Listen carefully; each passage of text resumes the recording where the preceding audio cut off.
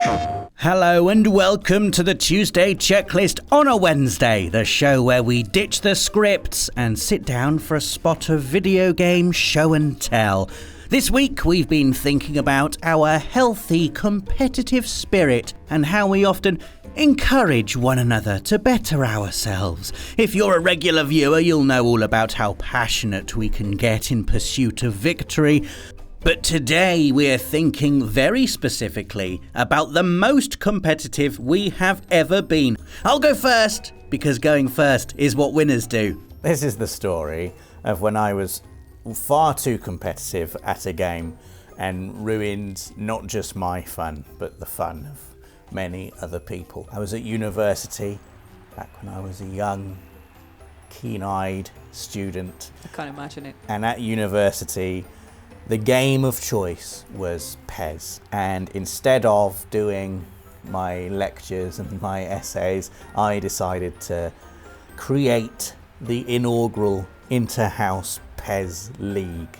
15 sweaty boys all packed into one small uni student's room. But the main reason I set up this PES League was because I wanted to prove once and for all that I was better at PES than my friend called Jeff, who started out as quite an average player. I used to smash him like 5-0 every time. He got a lot better to the point where every match we played would be quite closely contested. He was like, I think I might be better at PES than you now, Rob. I think I might be better at PES than you. So the main reason for me to create this league was like to prove to Jeff once and for all that actually I was the best at PES. In the first 2 rounds I was against people who was sort of like semi-casual. I beat them both 7-0. And the third game was against Jeff. Oh, now it makes sense. The number 7 comes into access everywhere. Because the 7-0 numbers. 7 times I beat Jeff. No, but this was when it all went wrong. Everyone was there, all watching, all cheering, drinking their Magners, eating their McCoys. I was playing as Arsenal. Arsenal at the time had like Thierry Henry and Robert Perez and Freddie Ljungberg and Patrick Vieira and Dennis Bergkamp. They were amazing. Wrong crowd. You know, yeah. And Jeff played as Barcelona. Barcelona at the time had Ronaldinho and Samuel Eto'o and a very, very young Lionel Messi. And so they were like, those were the 2 best teams. Going into this game, I was like really nervous. Like I could feel, I felt the weight of expectation. I ended up winning 4-0. And it was like the best game of PES I think I have ever played. But every goal that went in, the cheer that came out of me was like if England had won the World Cup. It was like an eruption of, oh yes! And it was like the atmosphere quickly soured from, we're all having a good time, to just a sort of hushed silence as I was just there shouting and cheering all of my goals that went in, and everyone else just got gradually quieter and quieter and quieter. And I won the game 4-0. And the next time I tried to arrange a session of PES League, no one came. Oh, no! Everyone suddenly was busy with essays. Everyone all of a sudden had other things they had to do, and there was never another game of PES League. Oh, that's sad. I think because I got I was too into it, I got too competitive with it, and my passion I feel scared like away everyone else. there's surely something more than you just cheering. Just doing some cheers each time a goal went in. There's definitely been something that's happened there. Yeah. It was loud cheers. Was Very it loud cheers. Were you in Jeff's face, Rob? Not really, no. A bit in Jeff's face. No. It wasn't anything like Were you aggressive. wearing a t-shirt, Rob? Yeah. What? Are you and Jeff, do you still talk? No. Did you stop talking after this PES match? No. We Okay. remained friends through university. But, I don't really talk to anyone I was at uni with anymore. Because they weren't as good at PES as you. No. But yeah, ruined it. It would have been amazing if we'd have finished it. We never got to find out if I was the true PES champion or not, because we didn't finish the league. So they won, really. They did, yeah. I think we all know, though. It was Jeff. It was Jeff. It was Jeff, yeah. So I did something I'm not proud of. You're already laughing about it, man. Because I got competitive with myself, because it was a situation where I'd already done this challenge and I did it at a different difficulty level, and yet when I did it, I couldn't do it, if you know what I mean. So what happened was... Absolutely no idea. No. No idea what What do you mean, Rosie? I was doing some streaming in my own time for charity on Buddy Games, and we had a challenge where we were doing a bunch of boss battles, and my friend Liam had the challenge of the Queen Valkyrie Sigrun from God of War. And he couldn't do it. He gave it like half an hour, and then he was like, no, I can't do it. And it was on easy difficulty, so he was like, no. God. Well, Okay, he was good, like, Liam. he gave it a really, really good shot, and he hadn't played the game in ages. At the end of the stream, I was like, come on, this is for charity. Like, we gotta do all of our 6 bosses for charity. So I said, okay, I can do Sigrun. I'll do Sigrun. I've defeated Sigrun in the past. I did it for a Platinum Monday stream where I did it on normal difficulty. I'd of course forgotten all of the buttons. Kratos has beautiful combat. I was there just like, Kratos kept on getting his axe, getting his blades of chaos, getting his shield, kept on punching, just doing everything I didn't want him to do. But it wasn't his fault, it was my fault because I was there and I just got more frustrated and I got competitive with myself because I was like, no, I can do this. I can do this. I can beat myself by not playing the game for 2 years and defeating Sigrun on easy mode. Everyone was being really supportive, saying like, oh, you can do it and stuff in the chat, which was really nice. But I was just there and I just kind of went into a full like Zen mode, like I do when I get competitive with a Christmas maze challenge or something, when I don't want to lose. But it's not because I don't want to lose for myself, it's because I didn't want to lose like the Christmas maze. I didn't want to let the team down for this. I did it for charity. Yes. So I was there and I was Rosie. So I was there and I was just, wailing on Sigrun, fully like screaming, shouting at Kratos. Wasn't his fault, it was completely my fault. Atreus was doing fine. I remembered he was pressed square and he just kept on shooting his arrows. Atreus was a gem. I had so much tension. I just picked up a can of Diet Coke and just had to squeeze it. And I think that's the only time that I've actually just... Was it empty or full? It was empty. After you would have seen that. It was empty. After you squeezed it was empty. Yeah, It was that empty. shock at the top. So it wasn't like a Popeye spinach can. No, it wasn't that and then I got it in my mouth. It wasn't you like that crushed at all. a very weak empty can of Diet Coke. Hey, that's the story but here. that's the thing. Rosie I got an empty packet of crisps and I absolutely scrunched let it rip. up. I'm not doing this for the sake of showing my strength. I'm doing this for the sake of... I'm telling the story for the sake of... I've never crushed a can. I've never done anything in that nature. But I just got so competitive with myself. And just the fact that I was losing this fight, I just had to do it. Had to destroy. I had to destroy. It was the first time I had to do it. And as soon as I did it, as soon as I crushed that can, I immediately went into regret. What have I done? What have I done? Oh my god! Why did I just crush a can on the stream? I'm pathetic. I'm stupid. I shouldn't have let myself get that emotional or that mad. Everyone It's a was Diet Coke can, Rosie, man. You got to get it out. Empty as well. empty Diet Coke can. But that's the thing. I just never let myself get in that state before. Even when I did 3914, that was just I had to scream in that moment, but I didn't have to physically crush something. Apart so, from my spirit. But I did defeat the boss in the end. Have to clarify, did defeat that boss. So you must killed that say. Coke can for nothing. That's what you're saying. No, it helped me. It helped me calm down. The Coke can was like my best friend, and You killed it. You killed it. I didn't kill it. It's like my best friend and I crushed the life. I crushed it with love. I'm here. I'm already having a little laugh because I'm about to confess my sins about Astro's Playroom. So back in November 2020, the release of PlayStation 5, the release of Astro's Playroom, which has the network speedrun trials. These are wonderful little courses that you can go through with Astro bot, who you run through, do a faster time as possible, and compete with your friends on a leaderboard. All good fun, all fun and games, some might say. And it was. For a while, it was on Mountain Run, which is the first one you do, a sandy beach that leads up to a mountainous terrain that moves and shifts as if with the tide itself. And then you What is happening? We don't have to put up with this. And then you have to do a little jumpy thing at the end and get to the top. It got to the Christmas break and all of us realised we had free time and Astrobot to hand, and the Access team went in hard on trying to get the top score. It was a frenzy is all I can say. It was a sickness, an illness that overtook all of us, where we would just keep playing and playing and playing. And I keep talking in terms of we. I don't really know what you guys were doing. Rob insists that he wasn't involved. I wasn't I like to involved. think that he was involved. He just didn't want to post his scores because he's embarrassed. You'd have seen them. You'd Maybe- have seen them No, coming up. on your friends list. If you had it offline mode because you wanted to wait for the perfect one.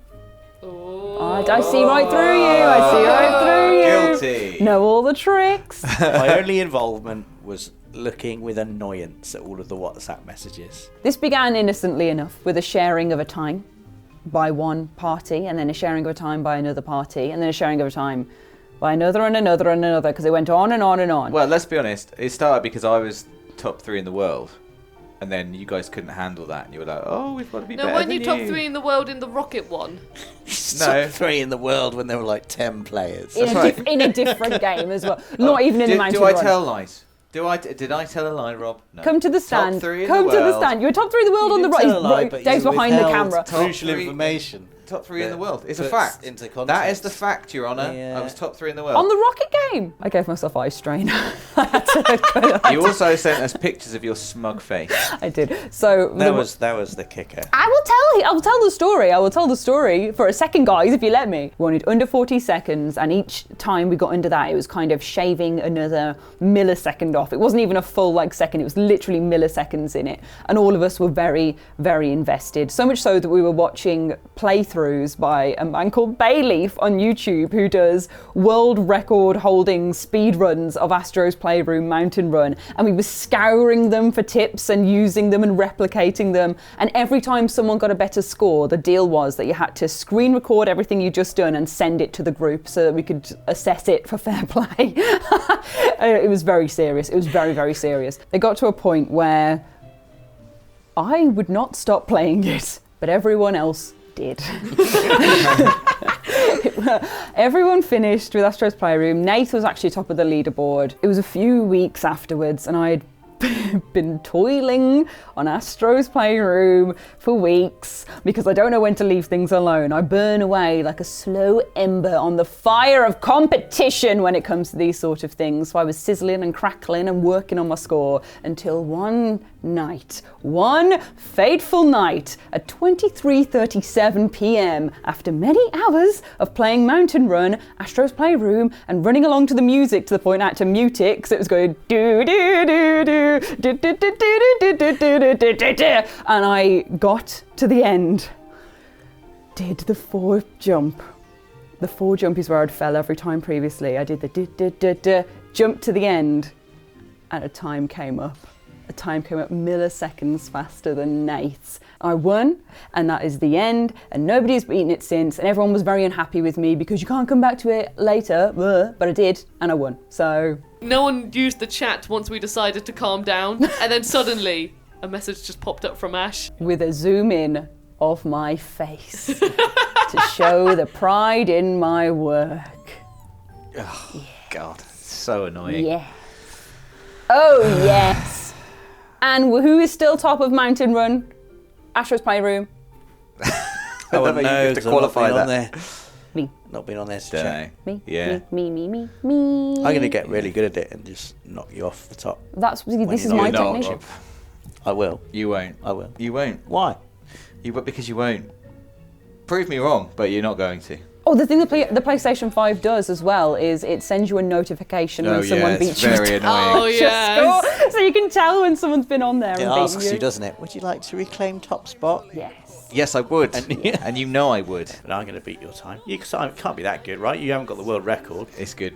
It's- You're not going to do the it. world record breaks the run. You have to climb across the mountainous terrain. I did it to the best of my ability within the realms of not ruining the essence of the game. I respect rules. I respect cheating, but I respect rules There's more. there's no way it's unbeatable. Okay. Have at. I can't wait How long for are you going to this. give yourself? That's the thing. As long as Ash gave herself, just until it's done. Okay. Well, I'm very excited for this stream so that excited for we this. will be putting on the channel soon. Oh, Rob's God. Rage at not getting anywhere near that time. Yeah, but something will How happen, hard could it possibly be? like the Frozen run. I beat you all at Frozen Run. I guess Rob gets to. He should get to watch your winning time, your video, if that still exists. I think It you'll does. find I beat your best time on Frozen Run, Rob. 39:14. Do Just say My it. best time is 39:08. Well, you said on Christmas Maze. You said on Christmas Maze that was your best time. No, it wasn't. That wasn't my best time. That was just the time. Okay, that I'm I set finishing my during entry. that episode. End it. That's the noise. I've thought really long and hard about this, okay? And I know you're going to be shocked because you all think I'm competitive, and I am competitive, but I'm not so competitive that I do anything completely out of the ordinary. I'm just really good at games, and then the rest of you get annoyed by how good I am, and you have to put in the hours after work and extracurricular weird stuff, get friends to help, and beat me. And at that point, I've moved on to something else anyway. So I don't have a story about me. This is a story about Rob, which I was lucky enough to witness. Rob doesn't know I'm going to tell this story. I'm excited about this because I don't think there are any other real occasions where I've done anything that bad. I mean, it's not that bad, but it kind of is. Let's see. We're going back to the summer of 2012. 10 years ago. This is a long time ago. It is. That's 10 years This should ago. have been That's during 10 the time, years ago. This should have been during the phase where I was still trying to make you think I was a nice person. Yeah, well, it's so funny you should say that, because in Rob's endeavour to make us think he was a nice person, after having worked together for maybe just about a year, Rob invited us to his house for a barbecue. This Oh my is God. rare. Let me tell you, in the 10 years I've known Rob, I've been to his house precisely this one time. And never again. Never been invited back. Nath was invited to bring his wife and his children. I didn't have anyone to bring. Jay at the time was either 9 or 10 at most, and loves football to this day and loved FIFA, and I think had seen Rob playing FIFA in the office maybe once, and basically had said to Nathan, this is a little boy saying to his dad, I really want to play Rob at FIFA. So Nath was like, Rob, would you mind if you had a game of FIFA against Jay? And Rob was very obliging. This is the last part, is like, we're about to go home. Let's have that game of FIFA, Jay. Rob scored the first goal against small Jay. Did you cheer like you did at Jeff? No.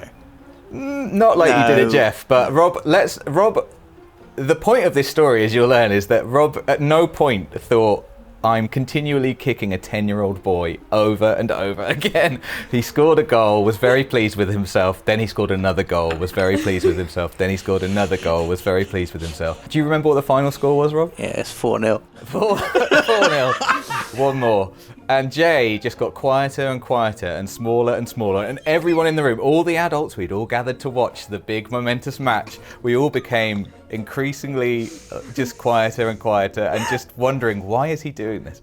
Why is he doing this to this child? Why won't he just let him at least score a consolation goal or something? He needs to learn. He needed to learn. He needed to learn. And that was it. I think they had one game. Jay was devastated and they left. I think I'm sorry, Jay. He's an old man now. I think he may have had a cry in the car on the way home. Oh my gosh! But Nathan had told me beforehand, Jay is really good at FIFA. So I was like, okay, I'm going to try then. And it was 2-0 at half time. And Nathan was like, oh, big second half performance needed here, Jay. So I subconsciously thought, I'm going to have to really try in the second half as well then. And so he did. But look how good at FIFA he is now. That's the thing. Jay then went on to play a lot of FIFA, an awful lot, and he became really, really good. He completed the leagues with Nath on the channel when he was like 14 or maybe 15 or something. And as I understand it, he's now not allowed to play FIFA at university because all his friends just don't want to play with him because he's too good. So Rob was a monster and created a monster. Exactly. Yeah, all over again. Only it's FIFA at Jay's uni now. After you all left, my wife was furious with me. He's so proud, camera. You can't see. He's so proud of what he did. Jeff, if you are watching, He's not. do get in touch. He's not watching. Join us for a PES competition. He's a PES pro now. No. Call it Jeff he lives PES. he lives in New Zealand now. To get away from the pets. He's having a good life. He's enjoying his life in New Zealand. Was Jeff your best man? No, that was Stephen. He also lives in He New also Zealand. lives in New Zealand. Weird. Why do you send people away to Hobbiton? I don't know. I don't know. Why? Why do all my best friends move to the place that is literally the furthest away you can get from Britain while still on planet Earth? Am I so competitive? No, it's my friends who are wrong. Let us know your own stories in the comments. Give us a like if you've enjoyed the video, and subscribe and click the bell if you haven't already to make sure you're always up to date with everything from the world of PlayStation. Thanks for watching.